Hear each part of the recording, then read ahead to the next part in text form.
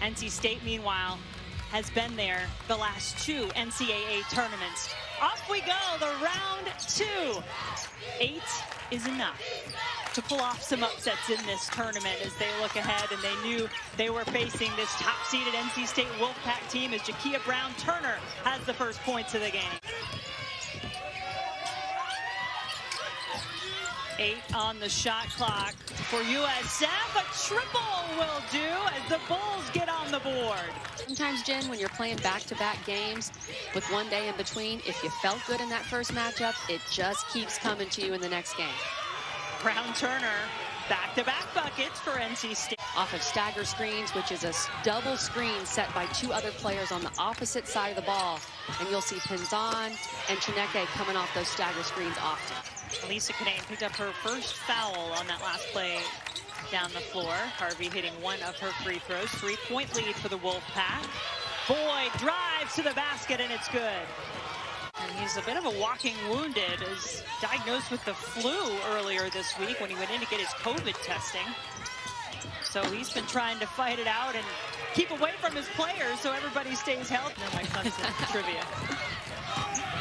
Betty Manunga, by the way, has her first foul, and Boyd had one of the free throws. She flies down the floor. Very highly rated recruit, all ACC freshman team last year, and is almost always the best athlete on the floor. The way she runs the floor in transition like she did on that previous play is impressive. Canane was calling for it, but Pinzan had an idea where it might be going. Stuck her hands in the passing lane, got it to her shooter. Good idea. Sets her up perfectly for a 3 in transition.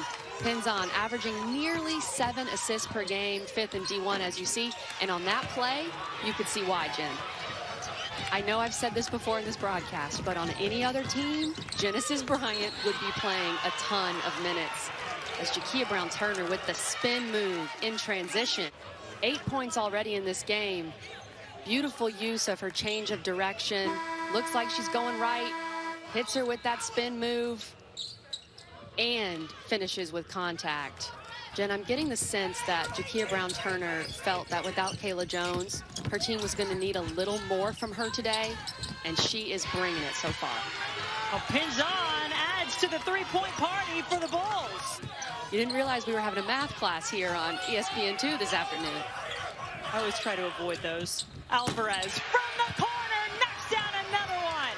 It has been a joy to watch this tournament unfold so far. Had some big-time performances, and USF trying to keep on dancing. And this is what this tournament should be about, Jen. About these programs who may... Coming off the bench, filling the role that she needs to for this Wolfpack team. Pinzan got it. They don't look like they just played a day ago. They run so many screens, whether it's ball screens, stagger screens. They are constantly moving, and that's how they get open looks for shooters. Look, NC State has a very talented roster top to bottom, and that's just the way Wes Moore normally plays. He usually only plays 7, maybe 8 in his rotations. Jordal's numbers are not going to be prolific in the stat sheet, but she has put in the work defensively so far.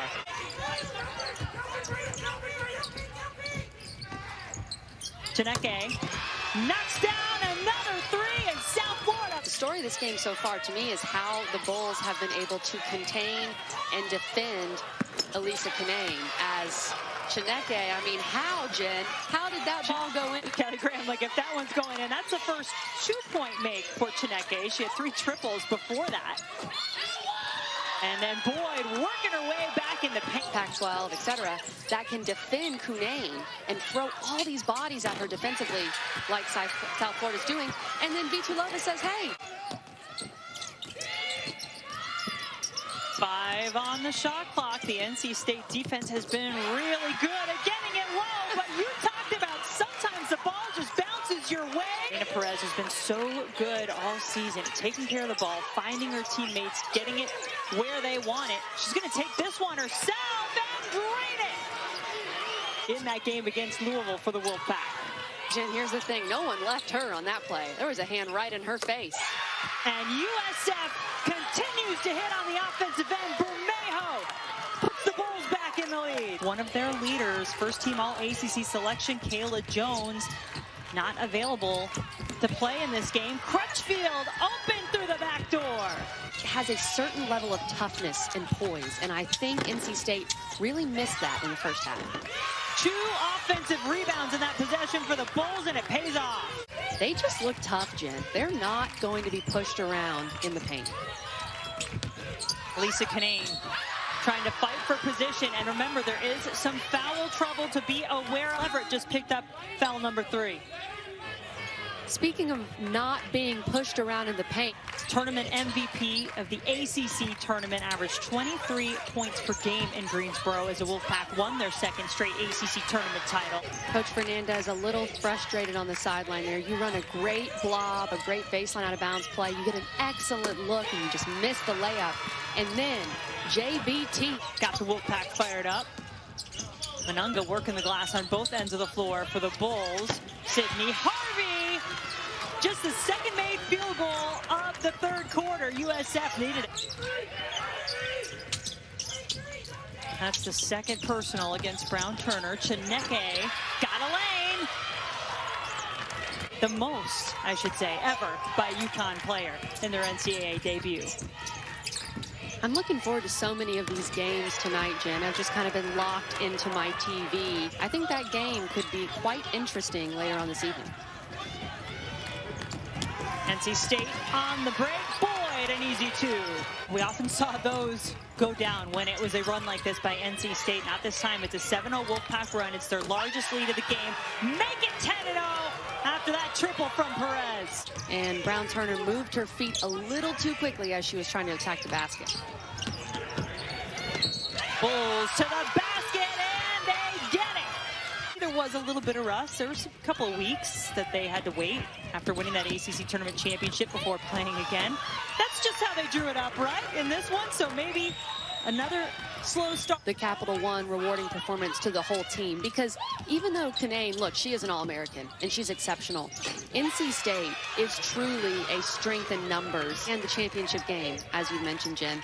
And that's what I've said about NC State. There's no doubt that they have risen up to the top of women's basketball. Jada Boyd just continuing to go to work. And the positioning probably took a little more contact and couldn't finish it off. Drive to the basket by Pinzon is good.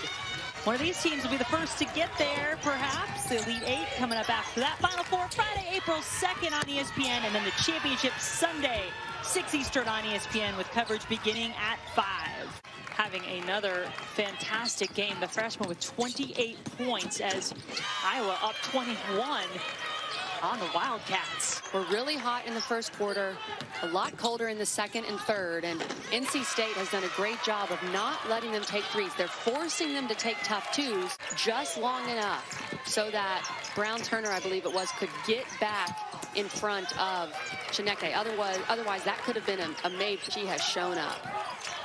Had to really deal with a lot of physicality from this USF team. Adjusted, and a triple for Jakia Brown-Turner. That shot, if Reina Perez's shot was from the Alamo, so was that one, Jen. Chineke with the answer, close to the line, but three-pointer the call. Is not only do they get to the line, but they shoot the ball from the free throw line really well as a team, 75% on the year. Some of that was set at halftime, right?